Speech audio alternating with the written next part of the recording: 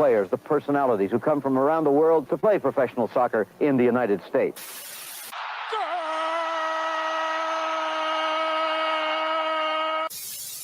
Go, go, USA!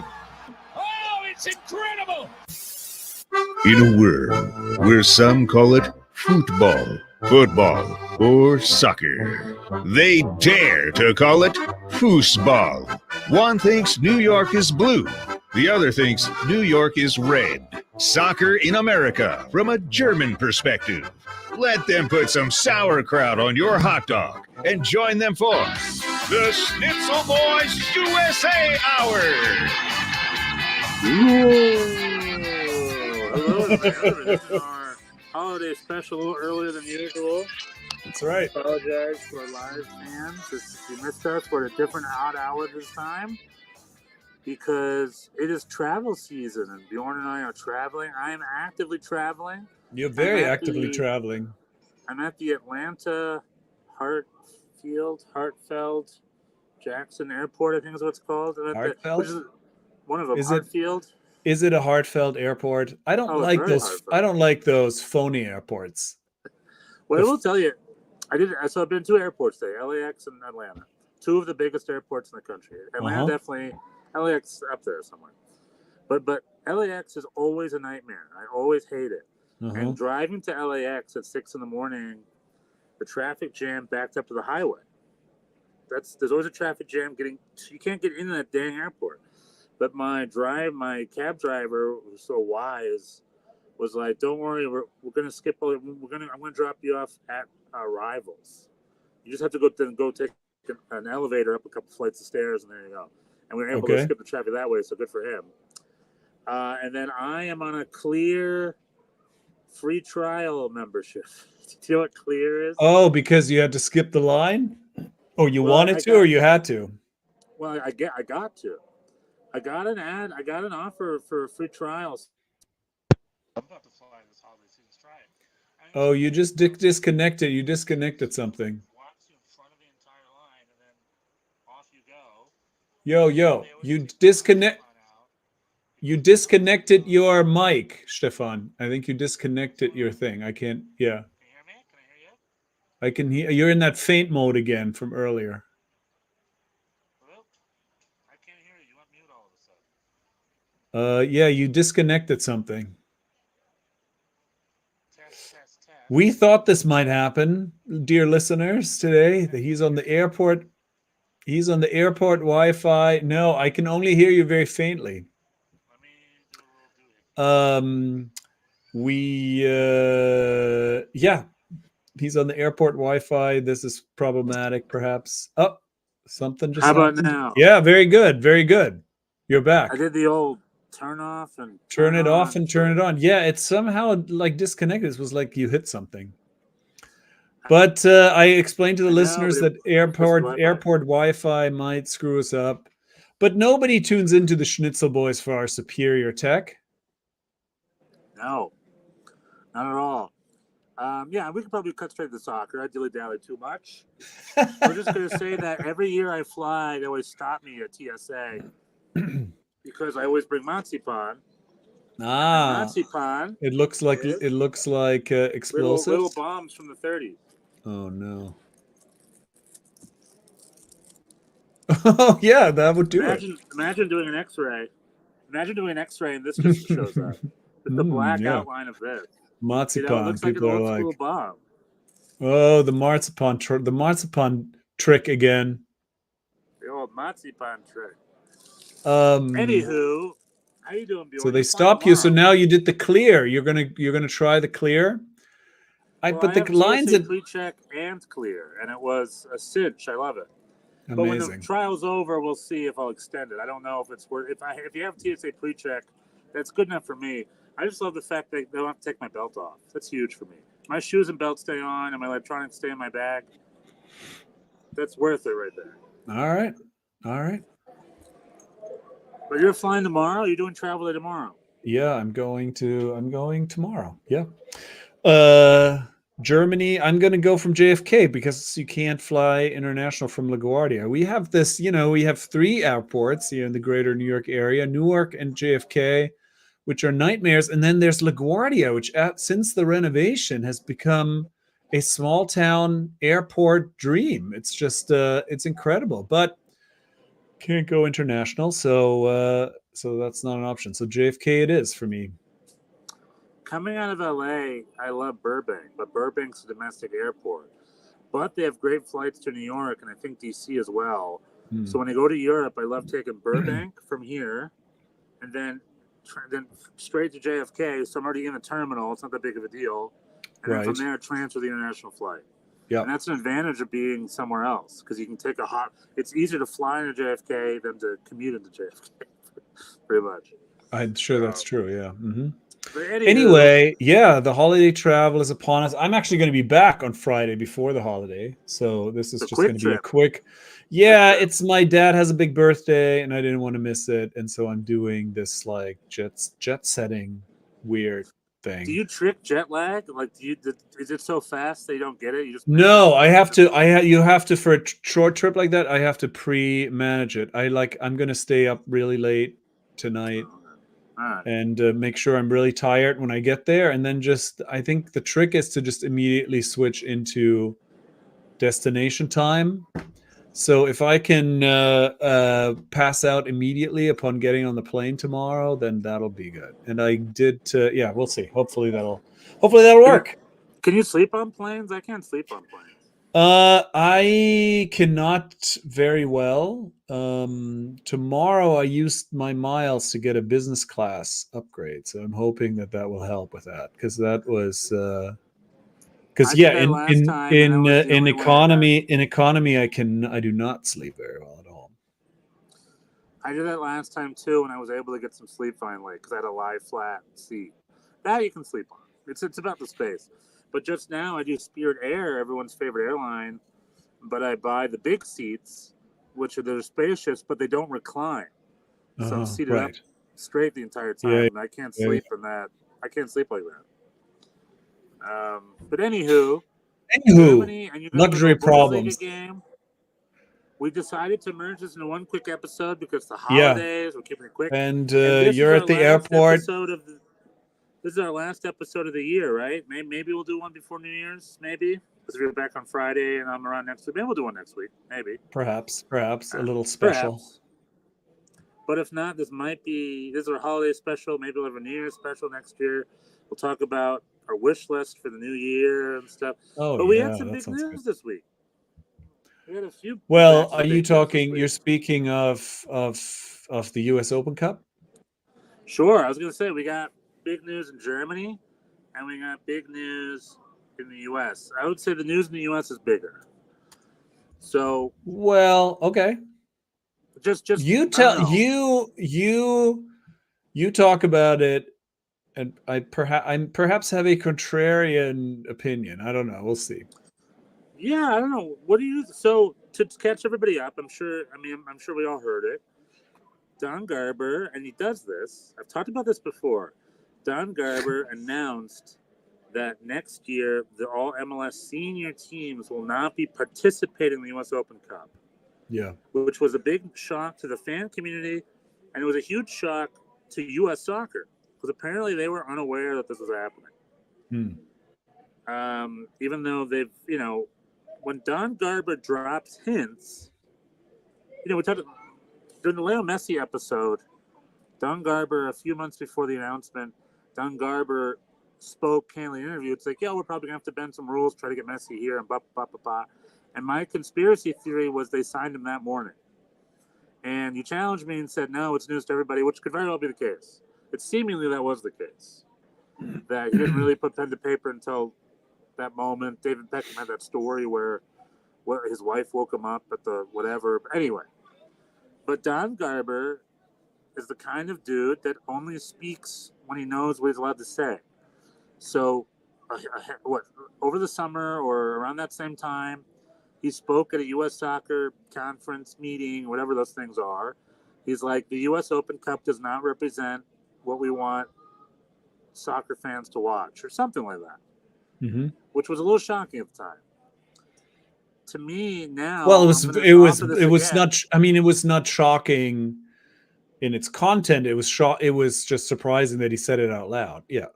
Yeah, and then to me, back to my shiny hat, to me that means that morning the decision was made that they will not be competing in the U.S. Open Cup next year. Okay, perhaps you're That's right. why that's why he said that out loud. Otherwise, he wouldn't have said it. And he finally announced it yesterday or 2 days ago or whenever it was. And a lot of the fans that I know on Reddit, they're pissed. I'm pretty pissed. I don't know. That's my point of view. Maybe. What's your contrarian? What do you got? Well, yeah, I mean, obviously he got this did not play well on Twitter. The U.S. Open Cup is a, for people who say that there is no soccer tradition in this country, the U.S. Open Cup has been around as long as any other international cup competition. I think 1919 or something, or 35. Anyway, a long time. It's one of the oldest ones. Yeah. It's one of the oldest, if one of the oldest ones, considering there's two countries in MLS, the USA and Canada. It's really the only pro US soccer tournament. And it's a big deal to a lot of the lower league clubs, like even just qualifying for it for a lot of smaller teams is a big deal. So no, I mean, I'm not saying who cares. I think this is a big deal. And I'm upset. I'm a big fan of the Open Cup. I've been to almost all. NYCFC has had not a ton of success, but definitely some memorable losses to the Cosmos twice in the US Open Cup, once in penalties. I've traveled to US Open Cup matches to DC and New Jersey and the Bronx and wherever. Recently, NYCFC has played their home games on that garage in Belson Stadium, the St. John's Stadium where NYCFC 2 plays, which is on top of a parking garage in Queens, artificial surface. I love all that shit. However, it's me and 40 other people because nobody shows up for these things. It's like, I was also going to mention Keaton Parks. One of my favorite players really got his start in the US Open Cup. He got his first start against North Carolina back in the day. He had not gotten a lot of minutes, was struggling to find his place in the team, had a great game, and from then on was a starter ever since. So the US Open Cup was an opportunity to see players who don't get a lot of time. Oftentimes, especially in the early rounds, they play the reserves. And so I loved it, but then nobody else does. Bruce Arena was upset to have to be on that garage with the New England Revolution for the U.S. Open Cup game. Usually, it caused him to say something so terrible he was banned. Perhaps we don't know. It's possible. We don't know this, but we also, we can't confirm or deny. But nobody shows up. It's always in these janky stadiums. For us, it's a problem because we don't have a stadium. So it's like in these, it's always either Queens or some other place, or sometimes we even we forfeited the right to host. So then we would go on the road and play the Red Bulls. And so, no, I love the Open Cup. I feel like the Open Cup should be a bigger deal, but for whatever reason, it's not. And so I also understand Don Garber's perspective. There is, because everybody's complaining worldwide. This is not an MLS thing, but MLS specifically with the compressed season, their schedule is tight. And they have decided to have this Leagues Cup now, and then there's the international breaks, and there's summer. We're going to have Copa America, and they're going to have to take time off for that. And so something's got to give. And so this, from their perspective, is sort of an easy the broadcast rights are not held by MLS. This is not on Apple, and nobody really watches it. I mean, CBS, I guess, had the rights most recently, or ESPN before, and it's like, I mean, that right there, I think, is the big reason for this. By the way, yeah, I mean, listen, people are like, oh, it's all about greed, it's all about money. Yeah, good, yeah, duh. I mean, everybody's Messi's going to go to Saudi Arabia, he's going to Hong Kong. That they're all about because they can control that. But U.S. Open Cup, they can't control that. It's Lionel Messi. It's again part of the treating Lionel Messi like a premium private package. They either owe Apple or Apple's involved. They want Lionel Messi to be an exclusive Apple property.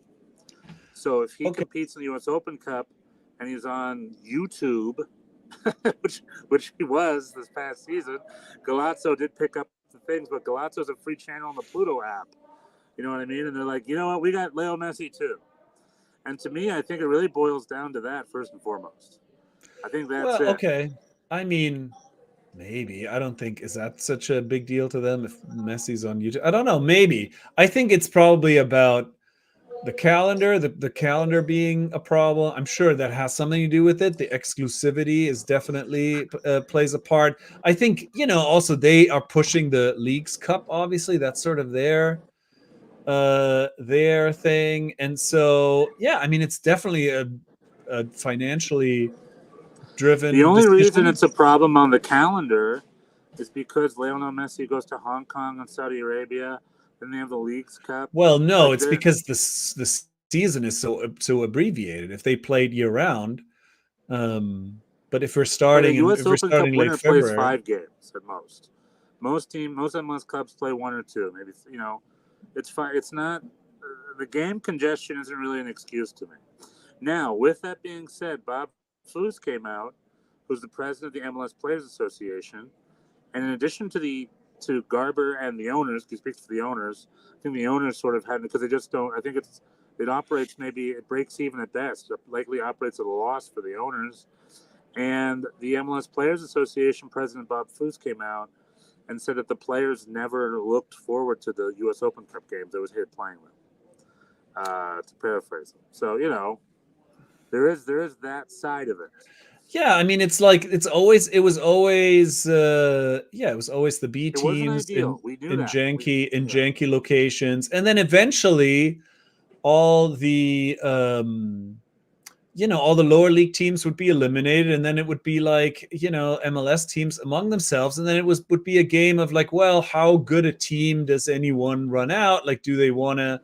So it was kind of a lower tier competition. Sure, then in semifinals, finals, when there's an actual trophy close, then people play their A team, and the Houston Dynamo were excited to win it and beat Messi, and yeah, it was a great final. That was a fun game. But again, on the flip, was the U.S. Open Cup really exciting this year? I mean, who did we? I can't remember. Rebels, we eliminated you. That was really fun for you. Oh yeah, that wasn't good. But we won. Made a run in the final, but Houston was crushing it. I thought it was a great, and then Pittsburgh Riverhounds and their cool stadium on the river. You always have some cool. But I mean, maybe it's going to be more fun now in a way, because now really all the lower league teams are gonna battle it out, and one of them is gonna win. So maybe that's going to be fun. I don't know. Who cares? It completely delegitimizes the whole tournament. Who cares who wins now? It's a bunch of reserve teams and semi-pro teams and lower league teams. So who cares? They turned the. I'm still gonna care a little bit. Wow. Oh, you mean if NYCFC 2 does well? Yeah. But just in general, I'm down with watching the Pittsburgh Riverhounds play the Brooklyn Italians or whatever, whoever they run out there. I don't know. I mean, I'm just saying. The thing is in need of something. The U.S. Open Cup. It's been treated badly. It has not succeeded as a tournament. I agree that we are in need of fixing it. And so, however, now now MLS or Don Garber's decided to pull out the MLS team, so this is going to do something. It's gonna incent. I don't know, but I mean, it's not in the short term. You're right; it delegitimizes it, and everybody's saying like, "Oh, MLS needs more money. They need more players. We need to compete with the international." Other with other leagues. The U.S. Open Cup doesn't help with that.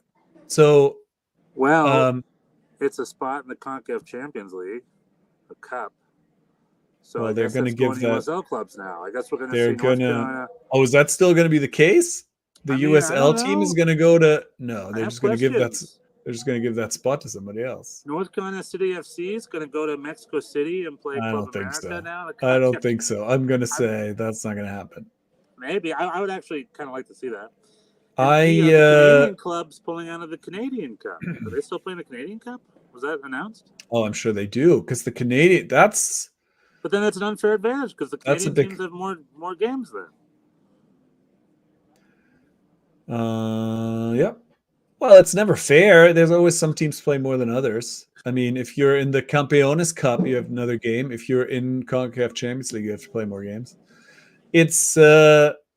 I mean, I guess I don't like it either. I wish they would just make it better. I wish they would just give it more attention, money, but that's not happening. So I do understand them saying like we gotta, something's got to give. We have too many games on the calendar, and this is going to go. And this now again puts the onus. This is always my point when it comes to promotion relegation.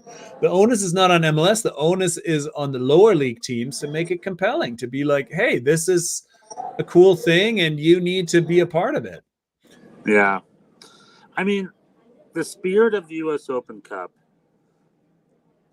When I watched those, like when I went to watch Sacramento play the LA Galaxy on Sacramento's run, there are some good venues. I understand the TV's not great or whatever, but that can be improved. But the spirit of a team and a minor league team playing in a high school stadium, that's the spirit of a cup. Yeah, that Manchester. Like I said, I've been to all of those. I've been to all of those games, and I enjoy all that stuff. I love the jankier being eliminated by Saarbrücken is part of the fun. Right. Manchester United going to Luton Town or whoever and going to the Welsh club, that's part of the fun, Yeah, and for there to be a giant killer, you need to have some giants. Yeah, and I feel that the MLS brass are always a little off. Whenever they make decisions where it's like, yes, this is how the rest of the world does it, or close to it, I always feel it's a step in the right direction, and it's usually a positive response. But then when they change it up and think outside the box and do their own thing, to me, that never works out. That's always where the criticism lies, and that's always where we're held back a little bit. And it's just like this move is an example of the MLS brass and the owners being tone deaf to the sport. It's like soccer comes a certain way. You're not in charge of soccer. You're just the administrators of the American League. Soccer comes a certain way, and they're telling us it comes our way, and pretending like soccer isn't a global sport and soccer doesn't have certain traditions, and they're pretending like more successful leagues that do it aren't related to how they do it. And it's like, I don't know. When I see decisions like that, to me, all I think is tone deaf. And I think it reminds me as a fan that I'm really just some customer for them, and they just want my Apple TV money, and they're just trying to monetize me and gouge me as much as they can. And they saw U.S. Open Cup as something that they couldn't gouge the fans financially, so they cut it. And I'm just like, well, but what about the spirit of it? Isn't the whole point? Is I don't know. So, well, I don't disagree with anything you're saying. Actually, the flip side of that is the fans, by and large, don't give a shit. No one goes to the games. No one watches it, and the outrage is it's like when your neighborhood mom and pop diner closes, and you're like, oh no, that place was, but you haven't eaten there since when you were drunk in 1998 at 4 a.m. Right. It's like you gotta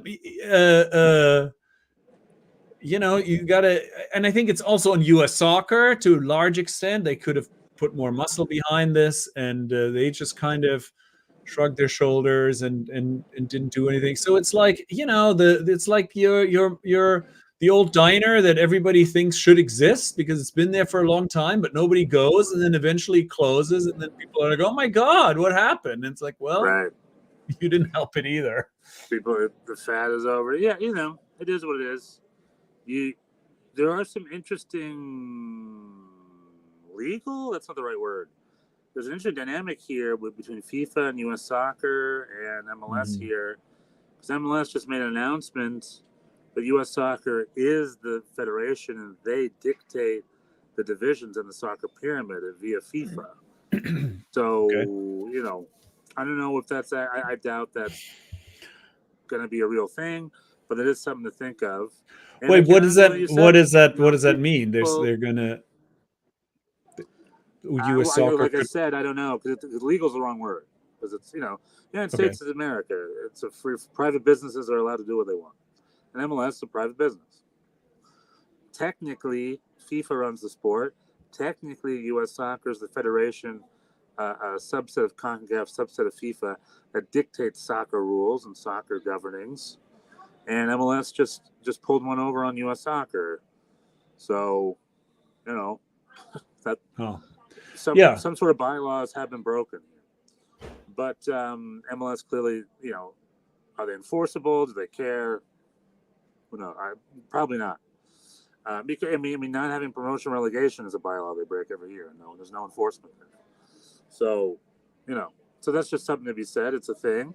And on Twitter, they were bringing up something very specific, PLS or something, Primary League Standards, some sort of concept, some sort of protocol that U.S. Soccer is in charge of. Because U.S. Soccer dictates that MLS is the first division and that USL is the second division. So there's that. It is what it is. We'll see. This story isn't over. Yeah, we'll see. No, I think I agree. I think there's going to be more discussion. I mean, I'm upset. I'm going to miss those games for sure. Although I also could not remember who we played this year before the Red Bulls.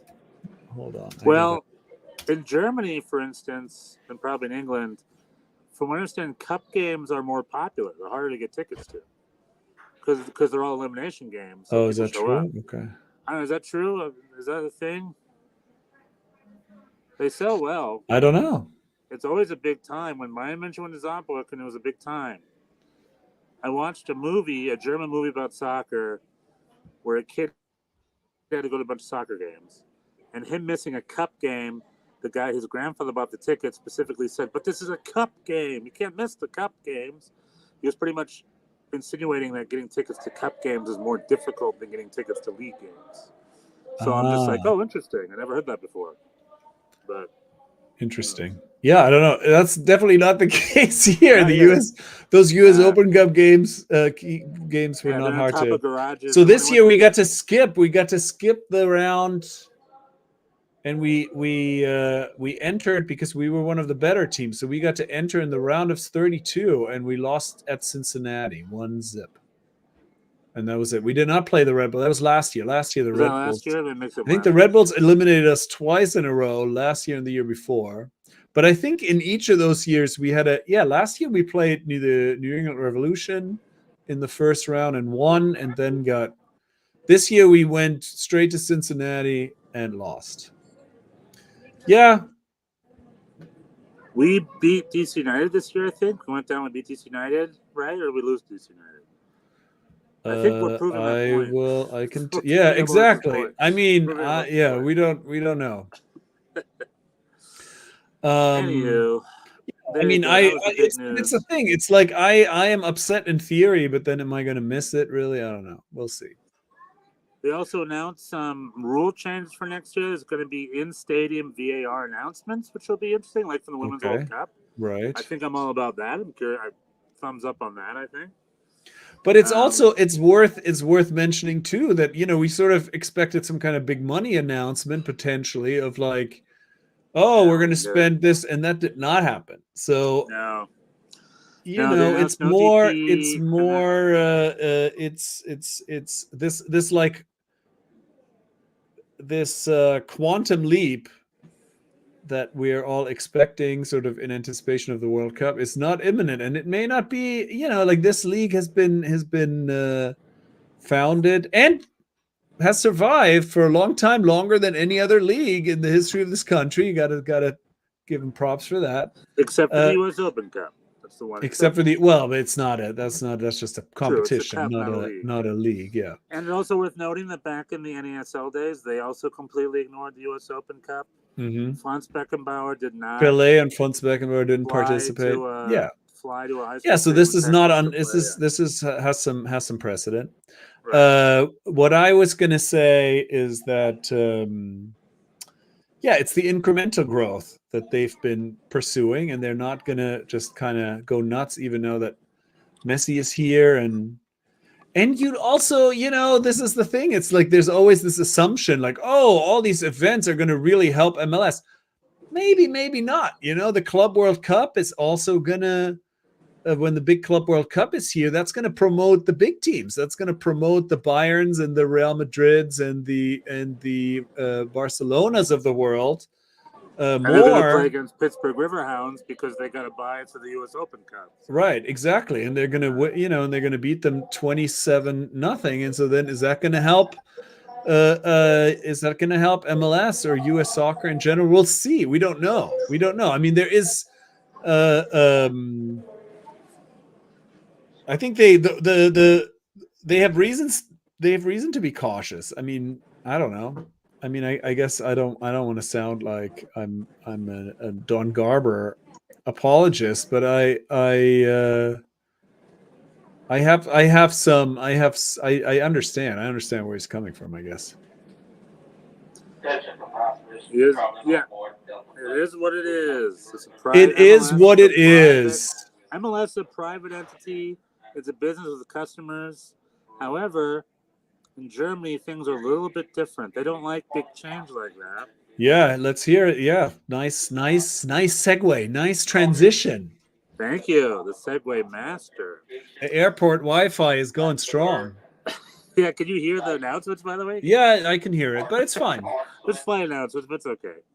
Schnitzel boys are in. We can hear you. We can hear you more. Good. So all over the league, and on the thumbnail, I got a picture from Hertha BSC, which is rich. Mm-hmm. Because Hertha BSC was just saved by 777 Partners, a New York-based equity firm. So the fans are protesting because there was a big vote, take two, about voting for approval of foreign equity investment into the league, and they needed a 2/3 vote, and they got 24 votes. They got just 2/3. 24 out of 36 voted yes. Okay, after so it's happening. 1 or 2 failed attempts in the past, they've revised it. It's approved. They got it through. Foreign billionaire equity firms are, I guess, bidding or vying to buy a stake in the new to be formed DFL media company. I forgot what it's called, but I just read it's called something. And they're going to do it. There's like 15 to 20 businesses who are interested, and up to $1 billion. The article I read my source. I read a few. I read Reuters and I read a Deutsche Welle article about it. And according to the Deutsche Welle article, there's a Swedish firm called EQT that's interested. $1 billion gets them 8% of this new media firm, and they have for up to 20 years. I believe it's a 20-year investment, and they already have a 50-year investment in La Liga, and I think an investment in Prem and stuff like that. And what it's going to do is these outside private firm companies, mainly from New York, from the United States, are going to offer upwards to $1 billion for a small percentage stake in this new media firm. This new media firm is a globalization, digitization, and just all around the future marketing of the Bundesliga moving forward. And they get an 8% stake. They're in it for 20 years. But apparently there are some rules. They're not allowed to dictate any competitive rules or anything about the Bundesliga formatting. They're not really allowed to have a say. Okay. And that was sort of what needed to change for this time around.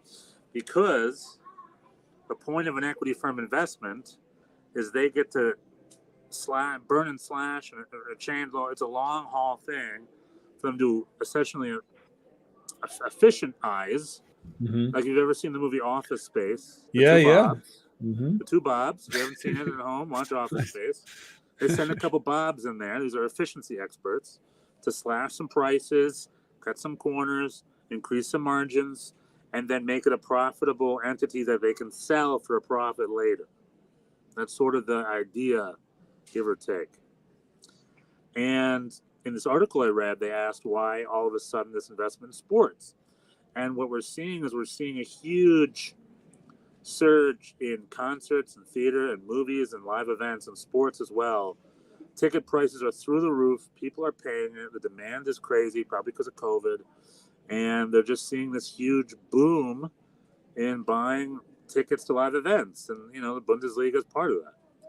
So there you go. But the fans are very suspect because they believe that, they're going to want to. I think the last proposition had them wanting to turn the game into 4 quarters instead of 2 halves. Crap like that. Scary. Nobody wants that. Nobody wants that. But the bigger question that we have to keep our eye on is, what are they going to do with this money? Where's this $1 billion going to go? Because they're not super specific. So in the past, I bet they're not. In the old proposal, they thought it was going to be an infrastructure investment. That's not. This new proposal got rid of that. This new proposal is just a media company investment. Now, what I've brought up before, which we talked about, is Bundesliga already has a media company. Right. Why is this new media company going to be fancier and hipper, I guess, than the old media company? I don't know. And $1 billion is an 8% stake? I mean, how do they value that then? What's the math of that? Well, that means it's about 12 times. So $12 billion? 12 and a half. So it's wait, how much is it? $1 billion for 8%? So yeah, $12.5 billion. I mean, that sounds about right. Probably. I don't know. I guess if it's 20 years of media rights. Who is I don't know who comes up with these numbers, but it seems like, just by my back of the envelope math, that seems about right. Well, as long as the stream stays clean on ESPN, maybe that's what they're using the $1 billion for. Oh yeah, that'd be Did right. I tell you this, by the way? So on you did tell me, but you did not tell the people. I'm going to tell the people. On our Twitter account, I shared a still image of a fuzzy, snowy mess on my screen. Right? You can't even tell it's a Bundesliga game. Mm-hmm. That tweet got flagged by the Bundesliga because I was sharing media that I didn't have the rights to. And I had to take it down. And I was like, how do you know that that's a Bundesliga game? I shared a picture of a snowy POS. That's pretty wild. And the Bundesliga claimed it's the graphic. It's the result. It's the result graphic in the top. Yeah, no, I know, but I've posted up photos before, but this is the one they wanted me to take down. That's pretty funny. And I love that they're very much like, yeah, because you're talking shit. Like, you're talking shit about them. That's why. I know, but how about a little improvement? It's like they're like, hey, that's our content. It's like, yeah, that's the problem. That's your content. That's why I shared it. Smucks. Smucks. Yeah. Well, how do you feel about this investment and the fans going crazy about it, throwing dollar bills on the field or whatever? Again, as I guess we already found out early, I'm not that, I like money. So it's it's good. With this kind of thing, it's always in the execution, like these things go different ways. Sometimes you get an investment and the product improves and you make your money back multiple times and it's a breakthrough thing. and sometimes it just serves to for corrupt people to line their pockets and piss it away, and it makes no difference at all. So time will tell is what I would say. I'm going to keep my eye on where this money might go, what changes we will see, whether it's things to appease these investors or like perhaps genuine improvements, things that are worthwhile. I don't know. We'll see. Yeah, I hear about this new global digital platform, and I'm like, okay, give it to me. Like I said, I mean, that sort of makes sense, right? Like the way that like it used to be just such a struggle. Anytime I was in Germany, the VPNs were blocked, but I couldn't see my stuff. But then in Germany, it's only on DAZN or only a couple of games, right. And it's like you have to get a subscription. Like, yeah, that makes sense these days. People to have your stuff in one place. So yeah, I don't know. I'm reserving judgment. I don't have anything against it in theory. Other leagues, the Premier League has been obviously taking gazillions wads of cash from all comers. So I think if you wanna at least remain somewhat competitive, you got to be creative, and it's always in the what's the idiom I'm looking for? The proof is in the pudding. It's always in the execution. It's like the devil is in the details. Like if this just serves to, we get to pay off some debt and we all get to, raise our executive pay, then, whatever. But the big question, I believe, is will the Schnitzel boys, independent English language, German soccer media programming, be part of this new Bundesliga super global digital package? That's a question. Okay. Yeah. We will see in 2024. We will learn more about this. It's 7:06. I have to go. There were some games played. Bochum is going to spend the winter in a non-relegation spot.